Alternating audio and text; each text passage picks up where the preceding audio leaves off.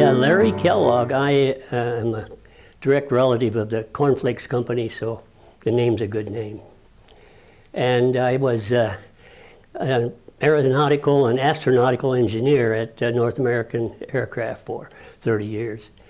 And then I came up here as a retirement place and found Southern Oregon Learning and Retirement, which is now OLLI, and the opportunity to just continue education. I think it's just a marvelous opportunity.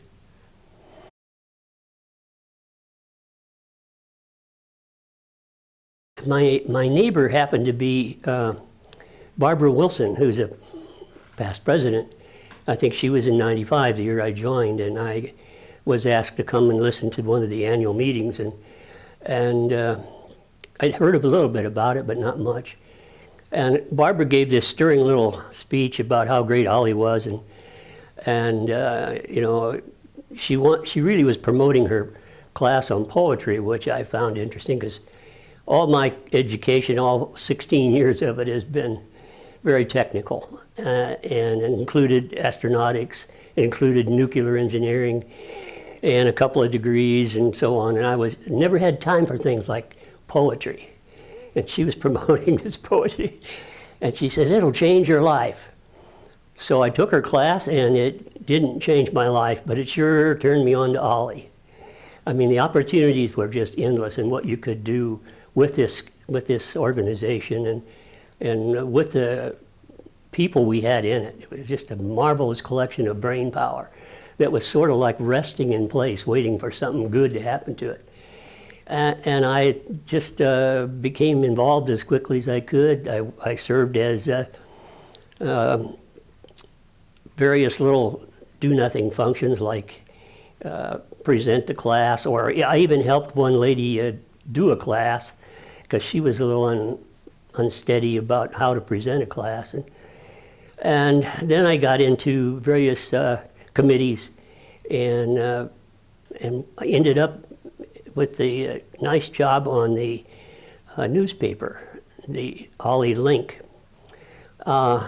which I had found in a shoebox, and it had almost been unpublished for a long time. It was maybe down to one page.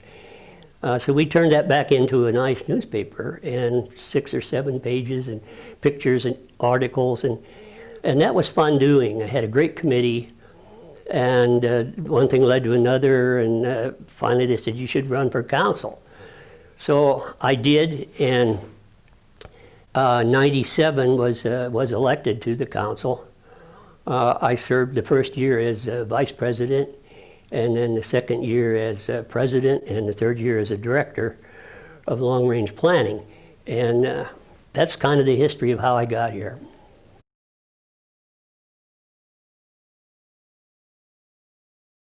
Well, you know, just serving was a great feeling of accomplishment. I happened to be in the organization when it was going through its biggest change. About 2005, Bernie Hartman, he found out that the Osher Foundation, Bernard Osher's foundation, was funding various programs to be educational attachments to a university or a college, and that there was grant money. Well, through Bernie's digging and a lot of people who helped him,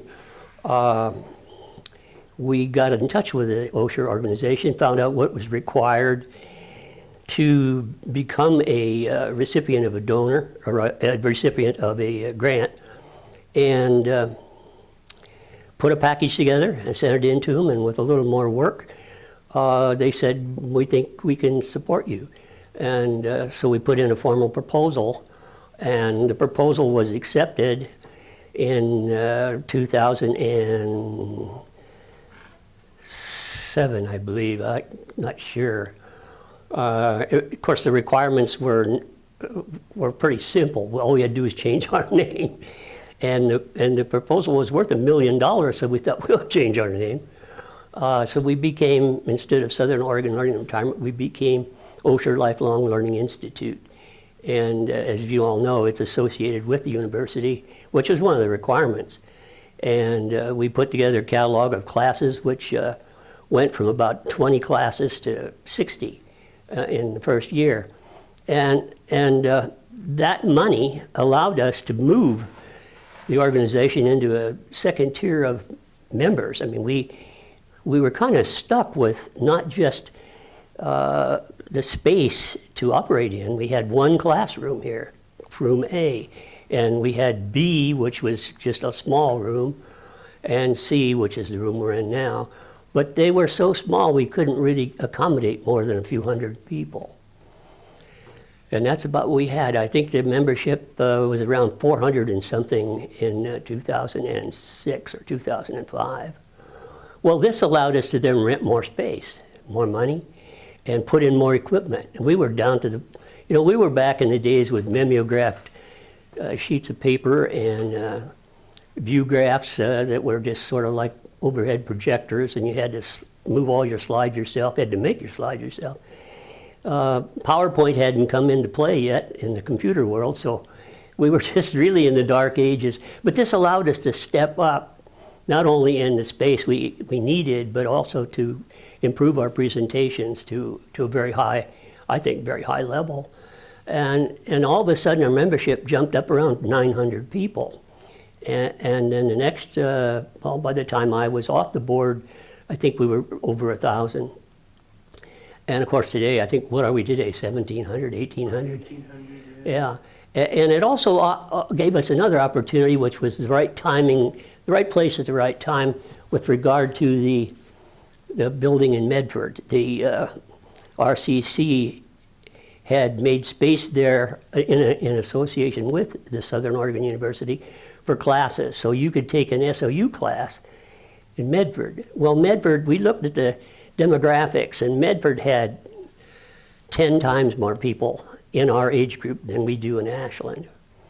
And if we could get 1,000 here, why can't we get 9,000 there or something? So that was part of the long-range planning. We decided, hey, we can open up Medford to OLLI classes, still maintain the headquarters here on this campus, because this is the main campus for SOU, and get credit for bringing Medford into the fold, which I think has turned into a great opportunity for us, and for them, because there's a lot of people over there who want those classes, and a lot of people who were taking classes here lived over there. So it became a nice connection. And also at the same time, another fortuitous being the right place, the right time, the National Science Foundation came out with grant money. And I found out about that through the Science Works here in Ashland, and worked with Mark DiRienzo, who was the director at the time, to put together a proposal to the National Science Foundation. And the criteria for that was that we form a partnership with a science-type museum or organization in a community that's centrally located and has a university. All of it fit together in a nice puzzle. So we wrote a little proposal and won grant money. Now that set up a partnership with OLLI and the Science Works, which is still going strong today. And they had a 75-seat auditorium. So wow, all of a sudden now we can put our science classes over there to the extent we need to, and we've done so. So all these things kind of came together. It was just fortuitous, as you wonder sometimes, how did all this happen? Well, it was just, like I said, right place, right time. We got the Osher grant, and then we went after the second one, and we got it. $2 million of money now. And of course, that money went into the treasury at the university, and we do a lot of our expense out of the income from those $2 million. So now I think we're set for the long term as much as we want to be. And I was really pleased to happen to be in the right place at the right time, and I could see all that happen and help make it happen. I taught classes for 15 years at the Science Works after we got that started. It became an opportunity that I couldn't turn down. It was a nice classroom, and it offered the setting for science classes, which I taught. And I chose astronomy as my subject because it was of interest to me, and it fit into my educational background because I graduated from Purdue with a BS in aeronautical and astronautical engineering. Astronomy became of interest, and I taught the whole course from A to Z about the Milky Way solar system. And started with birth and death of the sun and finished with the Oort cloud, which is the entire fixture of the whole Milky Way.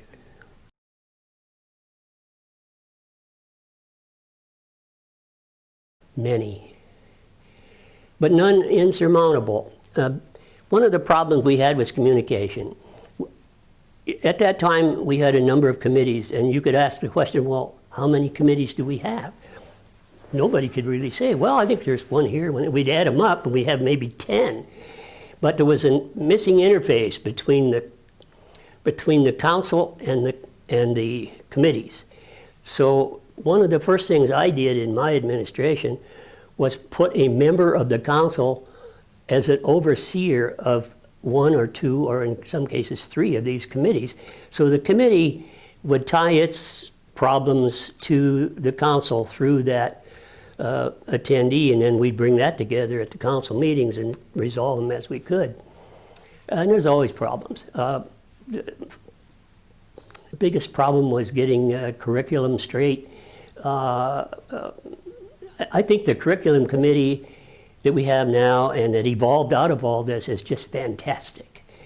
In the beginning, it was kind of like a slingshot.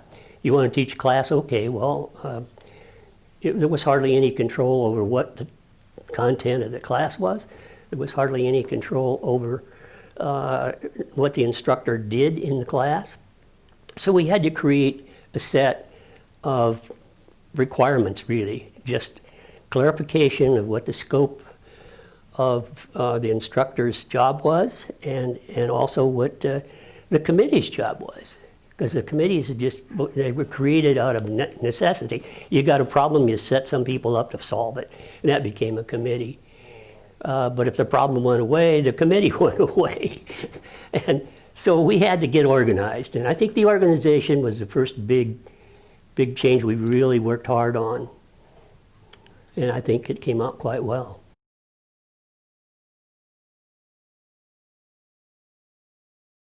You know, it's like going from the barn to the classroom. I mean, it's changed enormously. The biggest thing I think right now is the equipment we use to present classes and the formats that we present them. Our buildings are just not designed, these buildings are not designed as a classroom. They originally were housing for World War II veterans. And in fact, these buildings were moved from White City over here back in the late 40s. And then they had to just about be rebuilt in order to operate as a classroom. Restrooms, we had one. We needed more. Getting the second building gave us 2. But the one here we have now, I guess was here too, but it was just kind of locked up. So the accommodations for the members has improved enormously. And the classrooms, I think, has improved. We looked at building a whole new building, the space out here, which is now a parking lot, a playground, if you will, for when the residence all over here was in use, which is no longer in use because it doesn't meet earthquake codes. But that was a nice empty space, and we designed a building for that spot. One of our members put up some money, I think it was $10,000 was spent on the design that might accommodate that spot. Be nice, you know, like 70 classroom auditorium. Getting the Science Works auditorium in sort of lifted that pressure. And of course the money would have been an obstacle too. We'd have to raise a couple $1 million to build that building. And we tried. We had a number of people go out and solicit, and a number of organizations were actually interested, but that never happened. It may someday happen. But those were the big deals, getting equipment that would be functional and making room for classrooms, and parking. Parking, can you imagine putting 200 people in these, what do we have, 5 now classrooms here, for one sitting, and there's no place to park. So we worked a deal with the Lutheran Church to use their parking lot. That was a big coup, I think. And that was, I helped with that a little bit to make sure we could get it done, and I think that has helped a lot. And now we have this parking lot back here, which used to be the residence hall parking, which is no longer needed. So we're in good shape. Parking, accommodations for classes, financial backing, and then advertising. We didn't do any advertising for a number of years. Now we've got not only newspapers out there, articles in the newspapers, and our Link magazine, and we put out bulletins every month at least that get circulated around. We're advertising. And I'm not sure we really need it because it was amazing. In the demographic studies, I discovered that we would have as many as 100, 150 people leave at the end of the year, but we'd always get 150 to 180 back from somewhere else. We just kept growing at these increments, but it just kept going. And of course, now they come in leaps and bounds.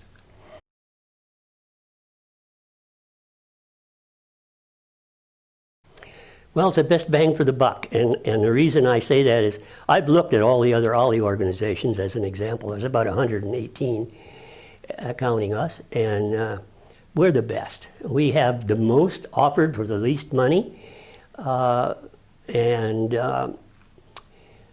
I think that categories, we have over 100 classes, cover A to Z, and so there's something in there for everyone.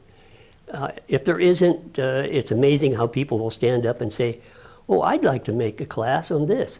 And of course, the curriculum committee screens it, sets it up, and bingo, there you go, another class.